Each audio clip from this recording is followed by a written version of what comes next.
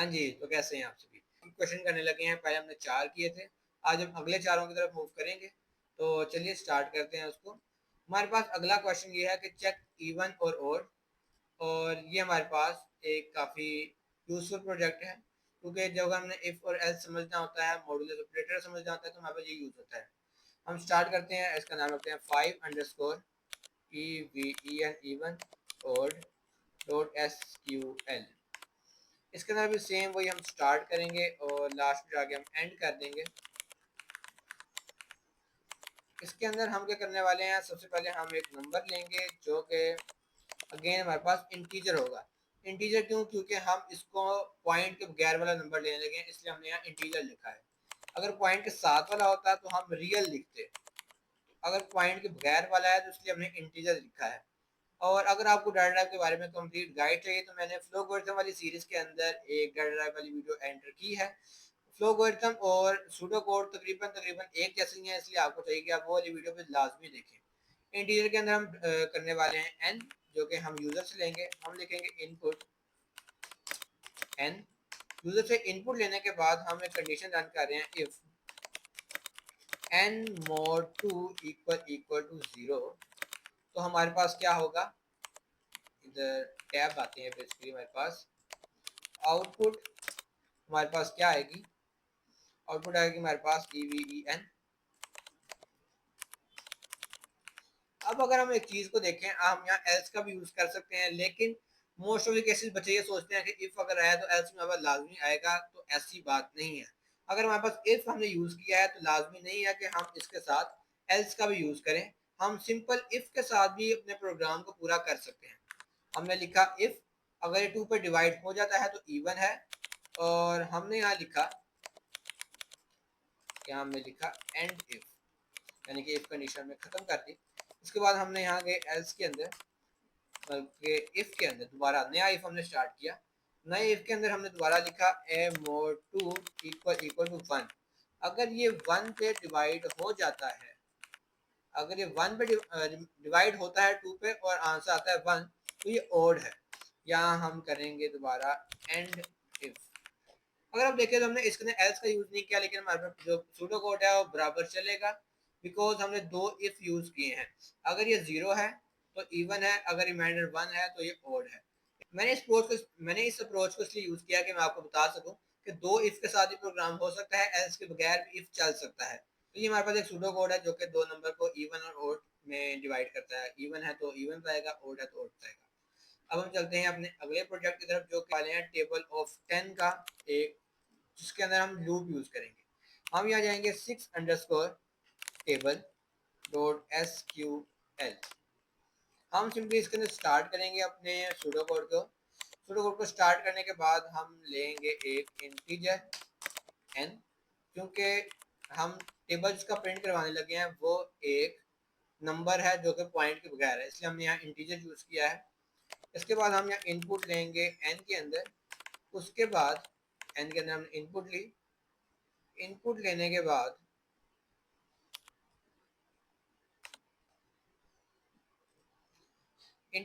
हम क्या करने वाले हैं, हम उसका टेबल प्रिंट करवाने वाले हैं।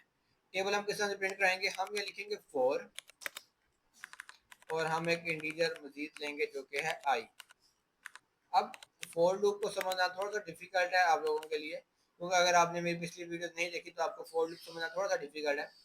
फॉर लूप के अंदर हम एक वेरिएबल लेते हैं जो कि i इक्वल टू 1 या 0 मान लेंगे हम इस केस के अंदर। i इक्वल टू 1 2, यानी कि चलेगा कहाँ तक, 10 तक। i 1 से लेके 10 तक चलेगा। फ्रॉम i टू 1 भी हम कर सकते हैं अगर हमने यहाँ i इक्वल टू 1 किया हुआ है तो। यहाँ हमारे पास एक और कीवर्ड आएगा जो कि है डू का, यानी कि करो। जब तक i 1 से 10 तक है तो करो। क्या करना है, हमने आउटपुट के अंदर प्रिंट करवाना है। हमने क्या प्रिंट कराना है, सबसे पहले तो हम प्रिंट करेंगे n, जो कि यूजर ने एंटर किया है। मिसाल के तौर पर यूजर ने 2 एंटर किया है, तो हमारे पास यहाँ आउटपुट के अंदर आ जाएगा 2। इसके बाद हम कॉनकैट कर रहे हैं इसको एक स्ट्रिंग के साथ, करके कोमा लगाए कॉनकैट करते हैं हमने इसको कॉनकैट किया एक एक्स के साथ। हमारे पास आउटपुट के अंदर आएगा 2 मल्टीप्लाई। उसके बाद हमने इसके अंदर प्रिंट किया आई को, जो कि बार बार चेंज हो रहा है लूप के अंदर। सूडो कोड को समझना इसलिए मुश्किल होता है क्योंकि हम इसको एग्जीक्यूट नहीं कर सकते, इसलिए हमारे पास थोड़ा सा डिफिकल्ट होता है। आउटपुट में हम लिख रहे हैं पहले 2 जो यूजर ने एंटर किया, मिसाल ले रहे हैं। उसके बाद हम प्रिंट कर रहे हैं x को, उसके बाद हम प्रिंट कर रहे हैं 1 को, और उसके बाद हम दोबारा इसको लगा रहे हैं एक आई के बाद कोमा आ गया, कोमे के बाद एक और स्ट्रिंग आ गई जिसके अंदर आएगा इक्वल टू, और आउटपुट के अंदर भी हमारे पास आएगा इक्वल टू। इसके बाद हमारे पास इधर आएगा n मल्टीप्लाई 1, और मिसाल के तौर पे 2 है, मिसाल के तौर पे यहाँ 2 है, 1 है, आंसर कितना आ जाएगा 2, ये 2 है और 1 है, आंसर आ जाएगा 2 मल्टीप्लाई आई करना है, ये आ गया। तो लूप दूसरी तरफ चलेगी तो हो जाएगा 2, और ऊपर जो मल्टीप्लाई हो रहा है n मल्टीप्लाई आई के साथ ये वाला, ये हमारे पास आ जाएगा 2 2 4, ठीक है। और ये हमारे पास एग्जीक्यूट हम इसको कर नहीं सकते, तो हम यहाँ आउटपुट लिखेंगे, उसके बाद हम लिखेंगे एंड 4, ये जब इसको एंड कर देंगे, ये हमारे पास जो है ना टेबल प्रिंट करने का एल्गोरिथम जो है सूडो कोड, वो हमारे पास क्रिएट हो चुका है। एग्जीक्यूट हम करके नहीं देख सकते, इसलिए हमारे पास उसको समझना थोड़ा सा डिफिकल्ट है। एल्गोरिथम वाली सीरीज जरूर देखना ताकि आप उसको समझ सको किस तरह से हमारे पास काम चल रहा है। 4i यानी कि 1 से चलेगा 10 तक, डू यानी करेगा क्या, आउटपुट के अंदर देगा 2, मल्टीप्लाई, मल्टीप्लाई का साइन है हमारे पास बेसिकली जो टेबल में हम प्रिंट करते थे, 2 मल्टीप्लाई 1 इज इक्वल टू, या हमारे पास दोबारा कम आएगा एक, और आगे जो कैलकुलेशन होकर आंसर आ रहा है, 2 1 2 2 4 2 6, वो हमारे पास एग्जीक्यूट हो जाएगा। n क्या है, n नंबर है जो कि यूजर दे रहा है, 2 भी हो सकता है, 5 भी हो सकता है, 10 भी हो सकता है, जो यूजर एंटर करे वो हो सकता है। तो इसके बाद हम अगले अपने प्रोग्राम की तरफ चलते हैं, अगले सूडो कोड में चलते हैं। Find the square of a number, input a number and find its square.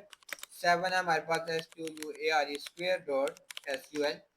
हम सिंपली इसके अंदर स्टार्ट करेंगे, स्टार्ट करने के बाद हम इंटीजर लेंगे जिसका हमने, बल्कि हम रियल लेंगे, पॉइंट वाले नंबर का हम स्क्वायर प्रिंट करवा सकते हैं, कोई मसले की बात नहीं। रियल लिया हमने एंड, इसलिए हमने यहाँ रियल लिया है क्योंकि पॉइंट वाले नंबर का भी हम स्क्वायर प्रिंट करवा सकते हैं। इनपुट हम करेंगे n, n इनपुट लेने के बाद n1 बार बार मुझे टेस्ट करता है, कोई बात नहीं। इनपुट लिया, उसके बाद हमने आउटपुट दिया, आउटपुट के अंदर हमने लिख दिया n1 मल्टीप्लाई n1, और ये हमारे पास इतना सा सिर्फ एक फ्लो चार्ट बनेगा, और लास्ट में आके ये एंड हो जाएगा। आउटपुट को भी अगर कैपिटल लिखना है तो लिख सकते हो, नहीं लिखना तब भी कोई मसले की बात नहीं। ये हमारे पास सिंपल है, एक नंबर लिया, उसे इनपुट कराया, उसको उससे मल्टीप्लाई करके प्रिंट करवा दिया, सिंपल इतना सा काम है। चलते हैं अगले के ऊपर जो कि है फाइंड अ क्यूब।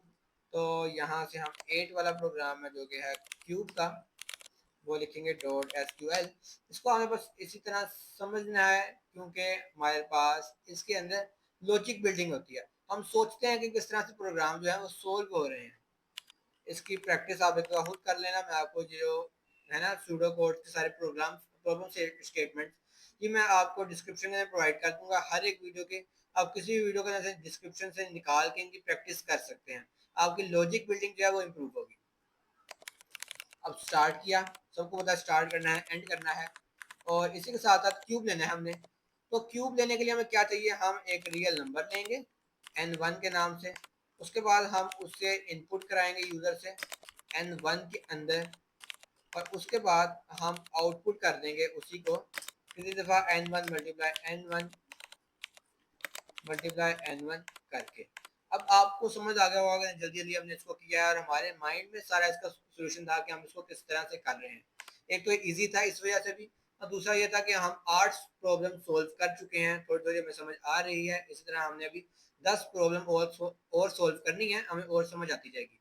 तो हमारे पास ये वीडियो भी होती है कंप्लीट, क्योंकि 4 हम कर रहे हैं कंप्लीट, इसलिए ये वाले प्रॉब्लम भी हमारे पास होगी कंप्लीट। चलते हैं फिर हम अपने नेक्स्ट वीडियो के अंदर और नेक्स्ट प्रॉब्लम स्टेटमेंट के अंदर।